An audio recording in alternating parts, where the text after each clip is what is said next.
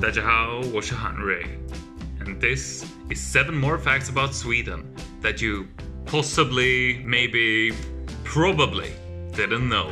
So this is where I'd usually spend way too long introducing what I'll be talking about, what the topic of the video is and everything, but you already saw the first video and we have a lot of things to talk about, so let's just skip that part and get straight to fact number 1. Let's go! Something that's been on my mind a lot recently is getting an apartment for myself. And this is very much related to the first fact I want to share with you, which is how to get an apartment in Sweden and how damn difficult it is. From my experience in China, if you want to rent an apartment, then you go to like this kind of company and you just say, hey, I want an apartment in this area. And they say like, sure, what kind of apartment? And then they fix it and you can rent it easily, like it's done like that. However, in Sweden, so what you'll have to do is you have to turn to like this kind of really big company that owns a lot of apartments.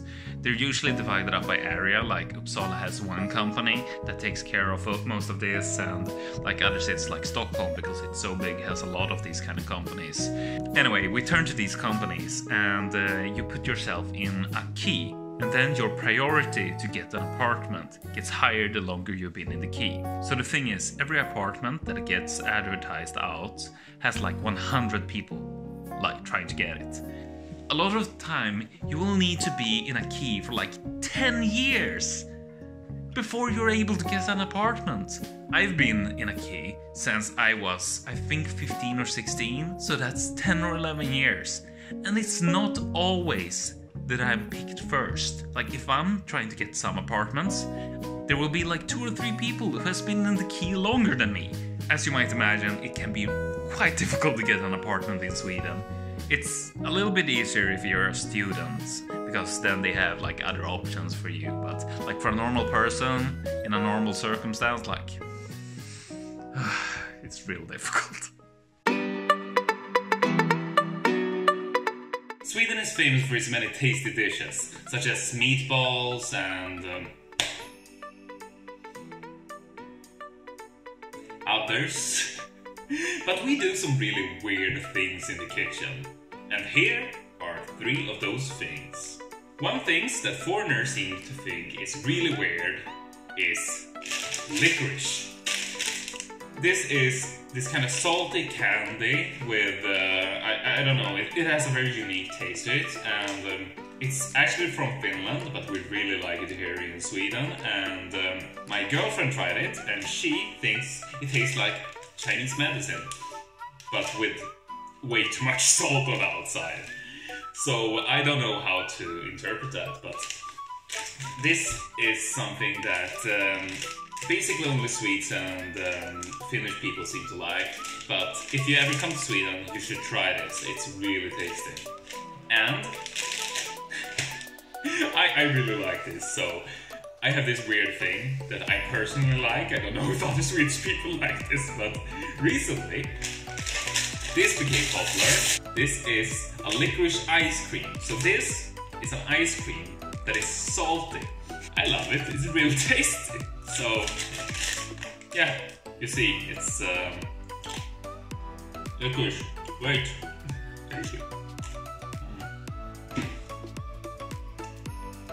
When you think about caviar, you might think about that expensive stuff that French people like to eat. But in Sweden, caviar is actually really, really popular. And it's like this. And this is just like a tube of really cheap caviar. This is just like, I think like 15-20 crowns. And we put it on a sandwich or eat it with eggs. So this is just fish eggs. It has a very unique taste. I don't know how to describe it, so you just have to try it for yourself if you ever go to Sweden. I like it. Put it on a sandwich. Eat it. Eat it. Eat it. And for the last weird Swedish food, there is surströmming. Which doesn't exist. Like, I don't have it. I've never eaten it, and I've I'm never gonna try it. I hopefully won't even buy it, because it smells horrible. It's one of those famous Swedish dishes that is just... Why? Why did we do this? Why did we do this ourselves? I believe what it is that this is like fish that has been preserved in salt for a long time, and we used to eat this during winter because like during winter it's difficult to find food, so we preserved it for longer. I think that might be it. I might be wrong, who knows? But the point is, it smells horrible. I don't know about the taste, I've never tried it. But if you open a can of surströmming inside, then your whole apartment will smell horrible for a long time afterwards. So yeah, that's some weird Swedish foods that we got. Another thing we're actually already quite famous for, but I feel like I should talk about it anyway, because it's a weird thing about us, and it's true. And that is, we have a lot of weird holidays. Like, we're weird Swedish people. Most of like the big holidays that a lot of countries celebrate, like Halloween, Easter and these kind of things, most people just celebrate them by drinking a lot. At least young people do that. And I'm young, so I'm young, okay.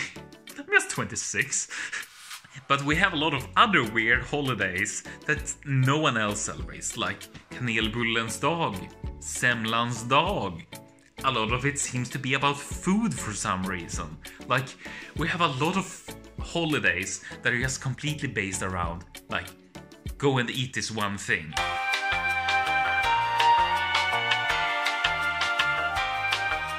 And it's not even something that you can only eat on that one day. It's just something that, for some reason, we're like, oh, we should eat that day. And then we do it. What? Why?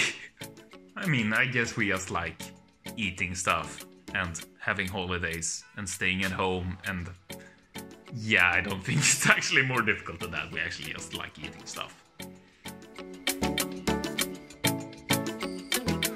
So one fact about Swedes that I don't think is that well known is that we swear a lot. I mean, it's not like we fight a lot or like we're really confrontational. It's just that it's just a part of our normal language. Like, if I want to say that something is really good, then in Swedish I will often say "Det är jävla bra." Or I might say like "Fan vad dåligt." We include it all the time in everything. I don't know why. Like, let me say, quite a normal Swedish sentence. It's like, fan vad kul det är. Det blev så jävla bra allt det där. Skit alltså, vad sjukt bra. Like, I swore 3 or 4 times in that sentence and people wouldn't think that's weird. And it gets really spicy when we actually swear at each other.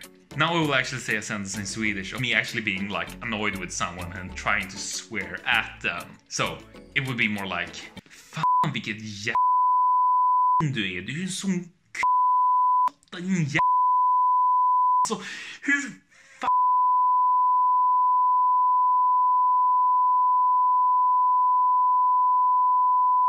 I cover those with beeps, but that's a lot. So if a Swedish person is swearing around you, whether it be when they're talking Swedish or English, don't take offense, please. It's just part of our language. We just do that. We don't mean anything by it. It's just normal here. We're like Irishmen. I don't know why. Oh, I didn't say there would be good facts about Sweden. Some of them are good. So we have this thing called snus, which is kind of like tobacco, but like you have it in a like tiny little ball form that you put under your lip, and then you keep it under your lip for a long time, and then like it just stays there and you get a lot of nicotine. And I mean, it's weird. It's weird. Why do we do that? It's better than smoking at least, but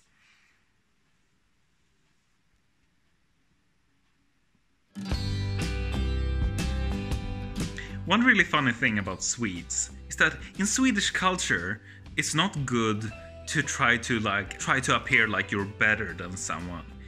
In Sweden, we find it really important to always be kind of grounded and always realize that there are other people who are better than at certain things than you are, and that everyone has their own abilities. And basically, in Swedish culture, bragging is a very bad thing. So because Swedish culture doesn't allow bragging, but obviously we want to brag like everyone else, we have a very different way of going about this. We are very indirect. We brag, but we try our damn best to make it seem like we're not bragging. To show you how it actually looks like, I'm going to compare how a Swedish person would brag to how an American would brag. Sorry America, but you're very famous for being prideful and liking bragging. So let's see how a Swede would brag compared to an American. America is definitely the best country in the world. Nej, men Sverige är väl inget speciellt egentligen. I mean, the movie industry is basically only American movies. When did you see something except for an American movie? Vi har ju rätt höga skatter, vilket i och för sig betalar för gratis skola och sjukvård. Så det är ju bra, men ändå det är ju rätt mycket. People call us the leaders of the free world for a reason, and that's because we have the strongest democracy, the most freedom of any country in the world. Och det blir så kallt på vintern här. Jag menar, det är mysigt att sitta inne med en kopp kaffe och kolla ut på snön, men det är så kyligt. We're an economic powerhouse. We've been at the #1 position, top of the world in economy for 100 years. Nej, men vår industri är ju inget speciellt. Vi har ju några kända märken som Ikea, H&M och lite sånt där. Men i allmänhet så Sverige är ju bara ett väldigt litet land. Inte en så jättestor spelare internationellt. Yeah, you basically get the idea, right? I mean, we're very indirect. Did I just tell on all Swedes? Every Swede that has ever bragged to someone but did it in this roundabout way. Did I just expose them? Sorry Swedes, I didn't mean to expose you, but you are bragging. Let's be real, you are. And everyone knows it. Or at least all Swedes know it. And all of you watching. Wow, I've been recording this video for a long time. I mean, the sun's gone down. I should probably wrap up. But for the last point, I want to talk about Swedish school. This is the case in a lot of Scandinavian countries, and Germany has it as well, but all stages of school are free. Primary, middle, and high school are all free. And that's the same with university. University is free. And actually, it's not just free, but you will get money every month for going to school. So when I attended university in China, of course I had to pay for it because it's a Chinese university and they take money.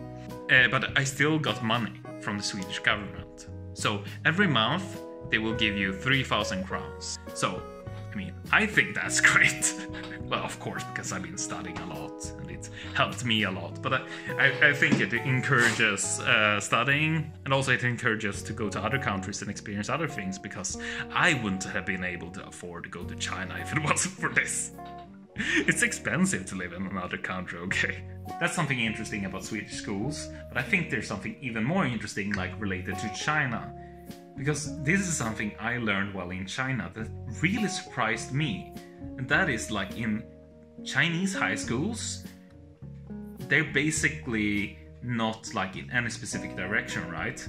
Most of the high schools are general education, and then in university you will start a work-related path. But in Sweden, actually, the absolutely most normal thing is to go to a work-related high school. And most people don't go to university. Instead, they will go to a work-related high school, and we have more a negative view of people who take these kind of general courses for high school. Because basically, if you don't go to a high school that has a specific work in mind, then it'll be difficult for you to find a job after high school, unless you go to university, of course, which not that many Swedish people do. So that's really interesting, I think. I kind of like the Swedish way because I think it's good to specialize early. Like if you know what you want to do in life, then it's better to just do that early. I say that, but my high school was general education. Thank you so much for watching. That's all for today, and yeah, have a wonderful day and take care of yourself. Bye bye.